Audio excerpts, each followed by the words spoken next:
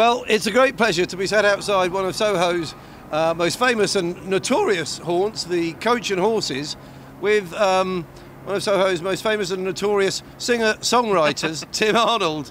Tim, this place must hold a few memories for you. Yeah, although it was only recently that I'd experienced my first lock-in here, which is very nice. I wasn't drinking at the time though, so I didn't take full advantage of it. But yeah, thank God Alistair, who runs the place, is you know, sort of brought back the feeling of the old Soho with the Coach and Horses. It's brilliant here. Yeah, I mean, we'll talk about your music in a bit, but more recently you've been the figurehead of a to me, something very close to my heart, which is the Save Soho campaign. Could you just tell me a bit about that and where we're at in that campaign? Well, I mean, it just started because I wrote a letter last year to Boris Johnson, and that was after the closure of Madame Jojo's, and I was invited to go on a march with some of the performers, regular performers from Jojo's. I performed there a lot over the years as well with different bands, and I didn't realise until we left it was really, you know, I felt very emotional about it because it's such an important emblem of the performing arts in Soho. That includes everyone from the performing arts, and it's also something that was affordable for youngsters, you know, and students to go to, which is really important. So I wrote a letter to Boris Johnson. I was just asking him if he'd get involved in supporting and protecting the future of performing arts venues in Soho, and he did, and he replied, and since then, you know, obviously, I think they call it a campaign. For me, it's just a passion. It's just I've spent a lot of time just, you know, in my career writing music and never really speaking out about anything I thought politically. But this sort of directly affected me because I've got nowhere to work. Exactly. You know, so and not just me, but all the musicians that work with me. You know, it's important that a lot of us that work in music, you know, that. You don't have to be famous to have a career in music, and those people like me and countless others have small venues to perform in. And as Benedict Cumberbatch keeps saying, we can't all perform in the O2. Some of us don't want to. Yeah, sure. You know? Fair enough. So that's really what's a passion for me. And as a campaign, you know, I've never been involved in a campaign. It's just sort of sprung up because people like Boris Johnson and the GLA and certain councillors all feel passionately about it as well. So here we are, and everybody keeps talking about Save Soho. Yeah, well, I did see you singing a little song with Boris Johnson. How did that come about? Well, he invited me to have a meeting just to discuss what I'd outlined in my letter, and we had a meeting which was not reported in the press, obviously, because they find that sort of thing boring.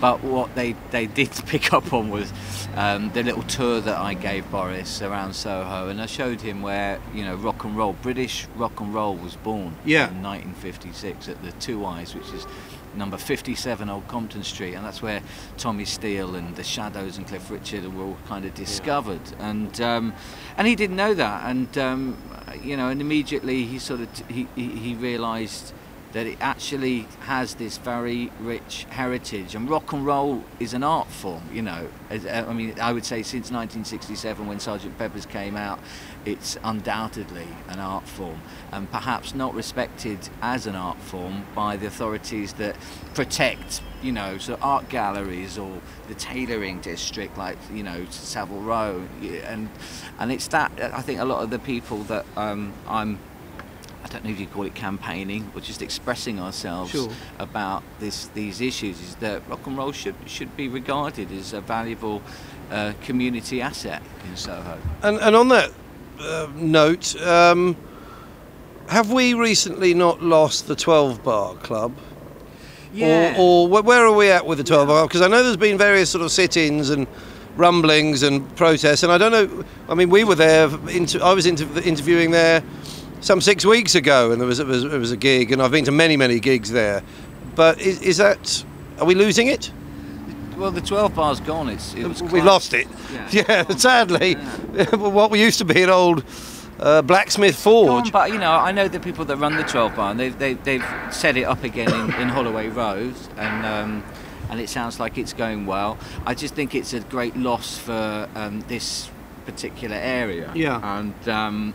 And I do know the landlords have said that they fully intend on reinstating it in the future. I hope that's the case, because there's something about, people talk about, oh yeah, but there's other parts of London like Dalston and, you know, East London, where music venues are popping up and there's a new kind of creative hub, which is wonderful, and perhaps in 50, 60 years time we'll be talking about the kind of bands that emerged in those clubs. But right now, for young musicians, aspiring rock stars or whatever who are starting out, there's nothing more inspiring than coming into an area like Denmark Street or Soho, because you're literally walking in the footprints of your heroes. You know, whether it's the Rolling Stones or, you know, the Kinks or the Animals or any of these fantastic bands that made their mark here over the last 6 or 7 decades.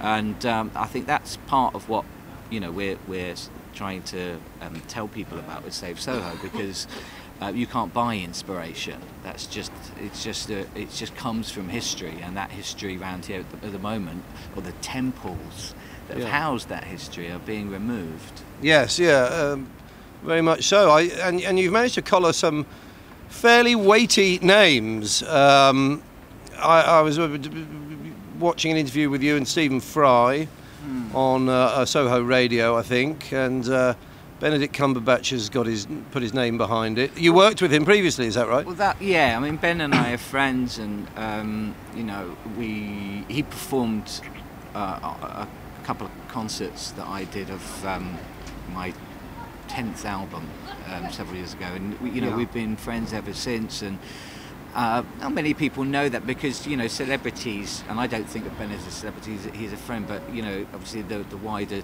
general public will just see a celebrity attaching themselves to something. But the truth is, he's very passionate about it and understands that, you know, London is a place that not everybody can afford to go to big venues to see large acts, and Soho's been famous for having these little tiny places where, you know, a band started out, and you know, the Who is one of them. Yeah, the Who is certainly one of them. They didn't do too badly, did they? Amy starting out at the Marquee, and you know, Amy Winehouse used to play at the Jazz on Greek Street, and well, I've got to say, you know, in defence of landlords, because a lot of people think that we're anti-landlords. I'm not anti-landlords. I know a lot of these landlords, and they're really good people, and I'm sure that they've got the best interests of Soho's future, you know, in their plans. I just think it's worthwhile just sort of mentioning that they intend on reopening these venues in the future, and we just hope that they reopen them and make them affordable to all income groups, because we all know, you know, creativity comes from energy, and most energy comes from young people. Yes. And young people don't have a lot of money. Generally not.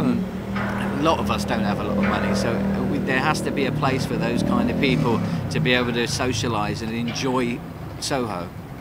Yeah, fair enough. Now, on the subject of music, you first came to prominence with your band Jocasta a long time ago, and since then you've basically been a solo performer.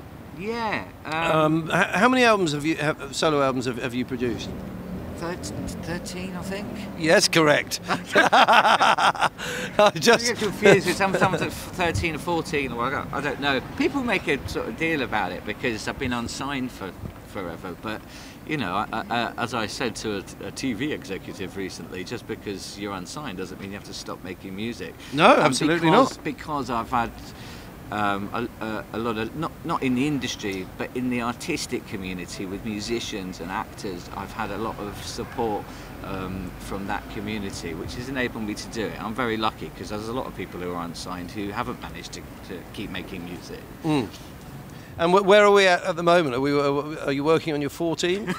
I'm actually working on 2 albums at the same time. Right, good. Now, one of them's finished and it's going to come out soon this year, which is the Soho Hobo album. Which, you know, yes, more recently you've been operating under the Soho Hobo moniker. Yeah. I got tired of my own name. Right, so it's a sort of Ziggy Stardust alter ego we've got here. Kind of. Where would people go to check out some of that music? you know, websites. Hobo, yeah, the SohoHobo.com, and I guess, you know, on iTunes and all that social media stuff. I mean, it's all up there. Right. Yeah, I'll manage with it as best as I can. What about Spotify? Yeah, it's on Spotify as well. Okay, yeah, that's good. Thank you for reminding me Yeah, about that. it's good because you can see why I've not been unsigned for that. It's useless at promoting myself. How would you describe the songs? They seem to be sort of very, very English, very British, sort of storytelling side to it. Yeah, actually, I did a gig the other day, and it was at the Westminster Arts Library with an amazing writer called Barry Miles, who was responsible for the whole counterculture in London in the 60s and documenting that and being behind all the Aldermaston, you know, anti-nuclear war protests and everything. And I did a couple of songs there, and the guy that runs the B&A museum said, he's the guy that put on the David Bowie exhibition. Oh yeah. He turned around to me and said, "You're not really a singer-songwriter, you're like a song poet." Right. And I think it's because I'm quite wordy, which I know it's like totally against what's popular these days. You know, people like their pop to be very sort of cosy and comfortable to listen to. But yeah, it's word-led, and certainly all the Soho Hobo songs are kind of, I don't know, about celebrating the people that are here that make it what it is. In fact, there's a song about, we were talking about him earlier, Mark Powell. There's a song about him and all the tailors. Yes, Mark Powell, a local tailor who's looks like a gangster, but he's a very lovely bloke. And I thought he was a gangster for years. Yeah. I mean, he dresses like a gangster. Obviously, makes his own suits and looks fantastic. And there's actually a very rich tradition of sort of those sort of solo tailors who know all the musicians, and it's all intertwined. I just got this thing about, you know, living here for so long. I realised how lucky I was, and that I've managed to stay here for as long as I have. And it's that thing of you just always have to write about what you know, and I thought a few more people could do with knowing about this area and the amazing people that work here and live here, and that's why I started writing about it. So it's the first kind of proper people and places album that I've done, and yeah, a little bit like in the tradition of Ray Davies, you know, it's really commenting on that community that's around you. It's a sort of wild and varied community involving obviously the sex industry, a lot of late night. Not so much now. I think it's gone really. Well, I haven't had a look for any of those doors. Yeah, I think not recently. But you know, a lot of actors and media types, people who like a drink, people who like a late night. It's kind of an adult place, which I've certainly enjoyed very much. You know, I've been a member of Jerry's, which is about 100 yards down there. I mean, presumably you're familiar with Jerry's and the Colony and the Groucho and all of the, and the French House. All those clubs, I'm quite lucky that I go there. I think they've just let me in because I'm part of the area. But I mean, I couldn't afford a membership in one of those clubs. Well, Jerry's is actually quite cheap, but the Groucho, I think about 100 quid a year. But they are really important, those places, and it's what obviously draws a lot of creative, well-known people to the area, because they need somewhere where they can relax and not be hassled by fans or press or something like that. Yeah. But they do a lot for the community as well, and whilst it is an adult place, Soho, we have a school here, we have a primary school, and and that's an important part of the community, and that's sort of what makes it so unique, is that it's a village with a school and families and actors and pop stars and all milling about in the same square mile. I hope it stays like that. So do I. I mean, one of those, my favourite places in Britain, really. Soho always has been. That's why it's lovely to come here, do this interview this afternoon. This is the thing that it's always the hardest thing about the Save Soho campaign, is making other people realise that we're not talking about our local area. Soho's a national platform. Right. National platform, and it doesn't matter whether you're the Who, Eddie Izzard, Paul O'Grady, Stephen Fry, or indie singers like me. It's somewhere that opens its arms to people that think differently in the performing arts. And it's not just musicians. It's, like I said, actors and comedians. That's extraordinary. Actually, I don't think there's anywhere else in the world like that. No. Well, Tim Arnold, singer, songwriter and campaigner, I wish you the very best of luck with the 2 new forthcoming albums and also the continuing campaign. I think it's a very worthy campaign, and you know, thanks for talking to ME1 TV this afternoon. Thanks for having me. Yeah, peace and love.